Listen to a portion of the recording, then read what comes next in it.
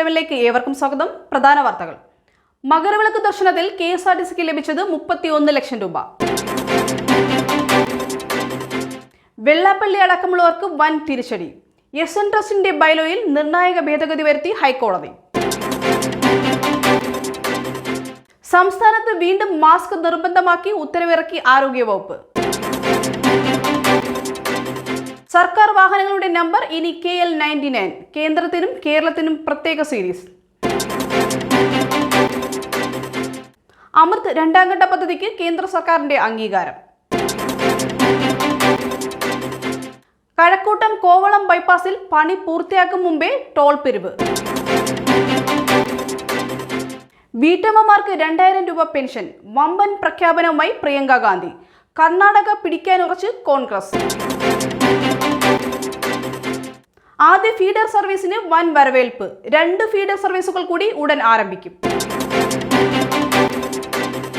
ലോകത്തിലെ ഏറ്റവും സുരക്ഷിത രാജ്യങ്ങളുടെ പട്ടികയിൽ 1-ാം സ്ഥാനത്ത് ഖത്തർ. ചാലക്കുടിയിൽ ചിറക് വികസന പദ്ധതിക്ക് തുടക്കം. വാർത്തകൾ വിശദമായി. മകരവിളക്ക് ദർശനത്തിന് ശേഷം സന്നിധാനത്ത് നിന്നും പമ്പയിലെത്തിയ തീർത്ഥാടകർക്ക് യാത്രാ ക്രമീകരണങ്ങൾ ഒരുക്കിയതിലൂടെ കെഎസ്ആർടിസിക്ക് ലഭിച്ചത് 31 ലക്ഷം രൂപ.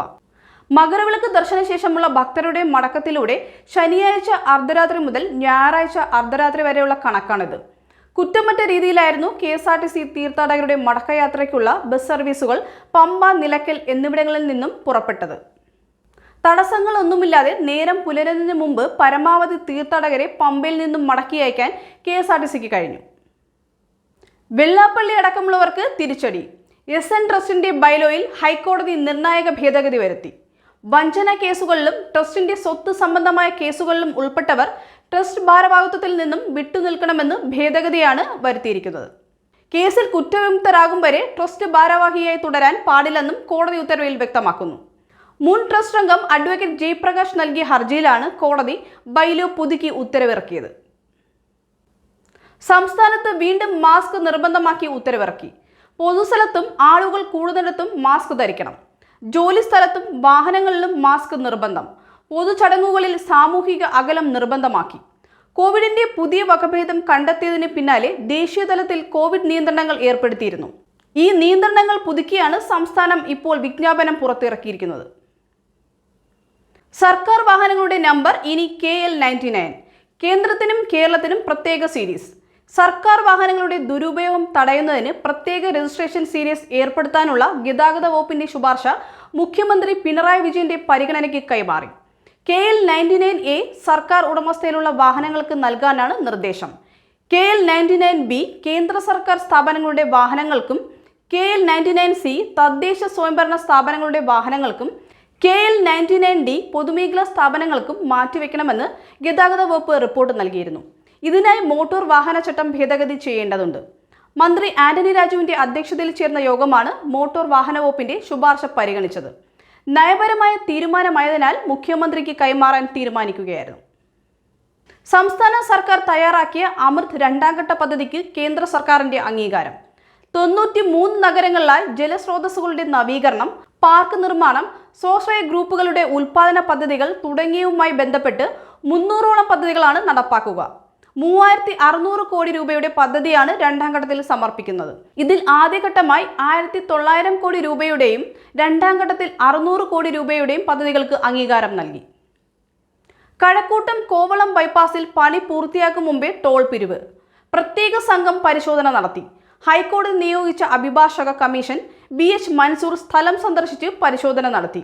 ഇത് 2ാം തവണയാണ് കമ്മീഷൻ സ്ഥലം സന്ദർശിക്കുന്നത്. കഴക്കൂട്ടം മേൽപ്പാലത്തിന്റെ ഭാഗത്തു നിന്നും ബൈപ്പാസിന്റെ രണ്ടാം ഘട്ടത്തിന്റെ മുക്കോല പയറുമൂട് വരെ യാത്ര ചെയ്താണ് കമ്മീഷൻ വിവരം ശേഖരിച്ചത്. പാതയുടെ അശാസ്ത്രീയ നിർമ്മാണവും തലതിരിഞ്ഞ ഗതാഗത പരിഷ്കാരങ്ങളും അപകട സംഭവങ്ങളുമെല്ലാം പരിസരവാസികൾ കമ്മീഷനെ അറിയിച്ചു. വീട്ടമ്മമാർക്ക് 2000 രൂപ പെൻഷൻ. വമ്പൻ പ്രഖ്യാപനവുമായി AICC അധ്യക്ഷ പ്രിയങ്ക ഗാന്ധി. സംസ്ഥാനത്ത് നിയമസഭാ തെരഞ്ഞെടുപ്പിന് മുന്നോടിയായി നടത്തിയ കോൺഗ്രസ് വനിതാ കൺവെൻഷനിലായിരുന്നു പ്രിയങ്ക ഗാന്ധിയുടെ പ്രഖ്യാപനം. ഗൃഹലക്ഷ്മി യോജന പ്രകാരം പ്രതിവർഷം 24,000 രൂപ സ്ത്രീ ഗൃഹനാഥമാരുടെ അക്കൗണ്ടിലേക്ക് അയക്കുമെന്നാണ് പ്രിയങ്ക ഗാന്ധിയുടെ പ്രഖ്യാപനം. അമിതമായ LPG വിലയും ഒരു സ്ത്രീ വഹിക്കേണ്ടി വരുന്ന ദൈനംദിന ചെലവുകളും കണക്കിലെടുത്താണ് ഗൃഹലക്ഷ്മി യോജന ആവിഷ്കരിക്കുന്നതെന്ന് പ്രിയങ്ക ഗാന്ധി വ്യക്തമാക്കി. ഒരിടവേള. കേരളത്തിലെ ഏറ്റവും മികച്ച മാരുതി സർവീസ് സെന്റർ ഇപ്പോൾ പാപ്പനംകോടിൽ. കമ്പനി പരിശീലനം ലഭിച്ച ടെക്നീഷ്യൻസ്, അത്യാധുനിക സർവീസ് ടൂളുകൾ, എക്സ്പ്രസ് സർവീസ് സൗകര്യം. ഇനി നിങ്ങളുടെ മാരുതി കാറുകൾ തിരക്കില്ലാതെ സർവീസ് ചെയ്യാം മുൻകൂർ ബുക്കിംഗിലൂടെ. Sarathi Auto Cars, industrial estate, Pappanamcode, Trivandrum.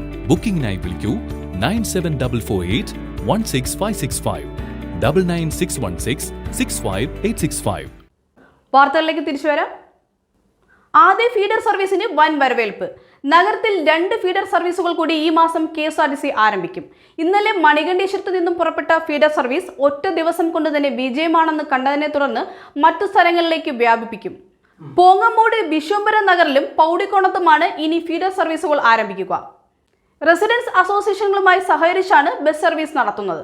ദിവസവും ടിക്കറ്റ് എടുത്ത് യാത്ര ചെയ്യുന്ന പതിവ് മാറ്റി ട്രാവൽ കാർഡുകൾ യാത്രക്കാരിൽ എത്തിച്ചുകൊണ്ടാണ് ഫീഡർ സർവീസ് നടത്തുന്നത്. ഗവർണർ പുറത്താക്കിയതിനെതിരെ കേരള സർവകലാശാല സെനറ്റ് അംഗങ്ങൾ നൽകിയ ഹർജികൾ ഹൈക്കോടതി സിംഗിൾ ബെഞ്ച് ഇന്ന് വീണ്ടും പരിഗണിക്കും. ഗവർണറുടെ നടപടി നിയമവിരുദ്ധമാണെന്നും റദ്ദാക്കണമെന്നാണ് സെനറ്റ് അംഗങ്ങളുടെ ആവശ്യം. എന്നാൽ താൻ നാമനിർദ്ദേശം ചെയ്ത സെനറ്റ് അംഗങ്ങൾ അവരുടെ ഉത്തരവാദിത്തം നിറവേറ്റുന്നതിൽ പരാജയപ്പെട്ടതിനെ തുടർന്നാണ് പുറത്താക്കിയതെന്ന് ഗവർണർ നേരത്തെ കോടതിയെ അറിയിച്ചിരുന്നു. ഗവർണർ നാമനിർദ്ദേശം ചെയ്തവരാണെങ്കിലും സ്വതന്ത്രമായ തീരുമാനമെടുക്കാൻ സെനറ്റ് അംഗങ്ങൾക്ക് അവകാശമുണ്ടെന്ന വാദമാണ് ഇന്നലെ വാദം നടക്കവേ സർക്കാർ കോടതിയിൽ ആവശ്യപ്പെട്ടത്. നിയമപ്രകാരം നോട്ടീസ് നൽകിയാണ് അംഗങ്ങളെ പുറത്താക്കിയതെന്ന കാര്യത്തിൽ ചാൻസലറായ ഗവർണറുടെ മറുപടി കോടതി തേടിയിട്ടുണ്ട്. ലോകത്തിലെ ഏറ്റവും സുരക്ഷിത രാജ്യങ്ങളുടെ പട്ടികയിൽ 1-ാം സ്ഥാനത്ത് ഖത്തർ. ഇത് 5-ാം തവണയാണ് ഖത്തർ ഈ സ്ഥാനത്തെത്തുന്നത്. 2019 മുതൽ പട്ടികയിൽ 1-ാം സ്ഥാനം നിലനിർത്തുകയാണ്. ഈ വർഷത്തെ നുംബിയോ ക്രൈം സൂചികയിലാണ് ഖത്തർ വീണ്ടും 1-ാമതെത്തിയത്. നഗരവിഭാഗത്തിൽ ലോകത്തിലെ ഏറ്റവും സുരക്ഷിത നഗരങ്ങളിൽ 2-ാം സ്ഥാനത്ത് തലസ്ഥാന നഗരമായ ദോഹയാണ്. 1-ാം സ്ഥാനത്ത് അബുദാബിയും. ചാലക്കുടിയിൽ ചിറക് വികസന പദ്ധതിക്ക് തുടക്കം. സംവിധായകൻ ലാൽ ജോസ് ഉദ്ഘാടനവും ലോഗോ പ്രകാശനവും നിർവഹിച്ചു. നമ്മുടെ നാട് ജീവിക്കാൻ പറ്റുന്നതാണെന്ന വിശ്വാസമുണ്ടാക്കിയാൽ പുതിയ തലമുറ ഇവിടെ നിന്നും വിട്ടുപോകില്ലെന്നും അതിന് സൗകര്യമൊരുക്കുകയാണ് ഭരണാധികാരികൾ ചെയ്യേണ്ടതെന്നും സംവിധായകൻ ലാൽ ജോസ് പറഞ്ഞു. ഈ നാട് തങ്ങളുടെ മക്കൾക്ക് ജീവിക്കാൻ കൊള്ളാത്തതെന്ന് പരാതി പറയുന്ന ചില പ്രവാസികളുണ്ട്. എന്നാൽ വിദേശത്ത് പോകും മുമ്പ് വർഷങ്ങളോളം അവർ ജീവിച്ചത് ഈ നാട്ടിലാണെന്ന് ഓർക്കണമെന്നും എന്നിട്ടും അപകടമൊന്നും സംഭവിച്ചില്ലല്ലോ എന്നും അദ്ദേഹം ചോദിച്ചു. നാട്ടിൽ തന്നെ ജീവിക്കാൻ കഴിയാത്തത് വാസ്തവത്തിൽ അവരുടെ പരാജയമാണെന്നും വികസനം എന്നാൽ കോൺക്രീറ്റ് കെട്ടിടങ്ങളല്ലെന്നും ലാൽ ജോസ് കൂട്ടിച്ചേർത്തു. ഇന്നത്തെ ന്യൂസ് 11 ഇവിടെ അവസാനിക്കുന്നു. നന്ദി, നമസ്കാരം.